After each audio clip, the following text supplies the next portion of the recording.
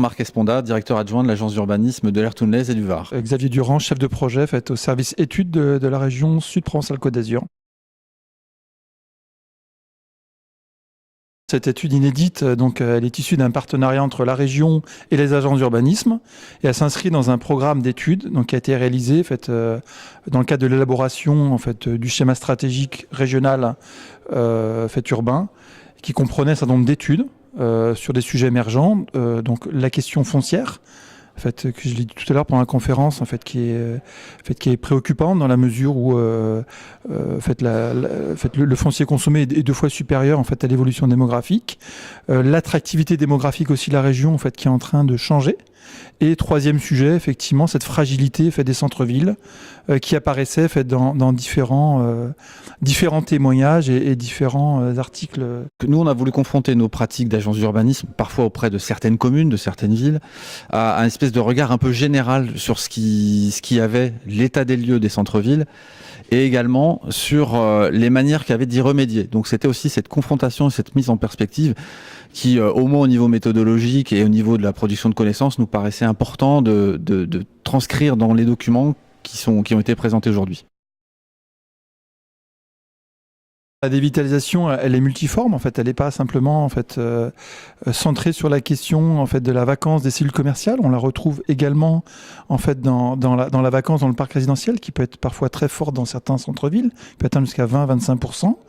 On la retrouve également dans la faiblesse, la dégradation de certains espaces publics. Les aspects s'accompagnent d'une paupérisation de la population, parce qu'en fait, n'y habite dans le centre-ville, on caricature parce que c'est très varié, mais souvent ce sont des espaces qui sont maintenant devenus un peu des espaces de relégation, parce que c'est de l'habitat dégradé, c'est pas un habitat que les gens aujourd'hui veulent. On a aussi une problématique qui est pas seulement de l'ordre de l'habitant, c'est aussi de l'ordre des propriétaires. On a des propriétaires qui sont assez désargentés, qui n'ont pas forcément les moyens de réinvestir, que ce soit des locaux commerciaux ou des locaux d'habitat. Donc il y a un peu une espèce de cycle et de processus d'affaiblissement et de paupérisation, alors qu'en parallèle se structurent des territoires périphériques avec du commerce, avec des services publics et avec de l'habitat. En Provence-Côte d'Azur, en région sud et dans le reste de la France, c'est un peu toujours les mêmes mécanismes, sauf peut-être dans certains cœurs de métropole où là on a des processus plutôt inverses d'hypervalorisation. Et ça a été dit tout à l'heure, dans des communes plus touristiques où on a une concurrence de l'hébergement touristique et aussi de certains publics qui viennent investir et avec une perspective d'installation, comme les futures personnes âgées, qui font que dans ces villes-là, surtout sur le bord du littoral, on n'a pas cet affaiblissement qu'on constate dès lors qu'on quitte un peu le littoral ou des communes ou des secteurs touristiques comme le Luberon ou les Alpilles par exemple. Effectivement, on se retrouve aussi dans une région qui est particulière dans la mesure où elle est extrêmement touristique et le facteur touristique est un facteur protecteur pour les centres-villes. Il n'y a pas d'exemple avéré de retournement de situation pour l'instant. Par contre, ce qu'on a pu repérer, c'est une approche, je dirais, assez musclée et assez transversale de l'ensemble des problématiques qu'on a citées.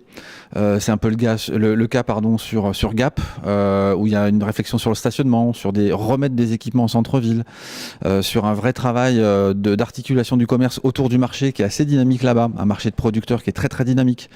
Les bons exemples, on en retrouve, mais je dirais dans différents types de territoires et qui posent de façon assez franche et de façon assez courageuse la question de l'urbanisme commercial à l'échelle intercommunale, dans le cas des SCOT. Donc ça, c'est vraiment un sujet central de penser la question commerciale à l'échelle intercommunale. Ne pas avoir peur de traiter la question de la concurrence entre les centres et entre les périphéries. Ce qu'on soi-disant ne pouvait pas faire regard du droit communautaire, les Allemands l'ont pensé et l'ont fait. Et voilà, ça c'est vraiment un enjeu central de penser aujourd'hui dans les SCOT qui sont en train de se faire la question de l'urbanisme commercial.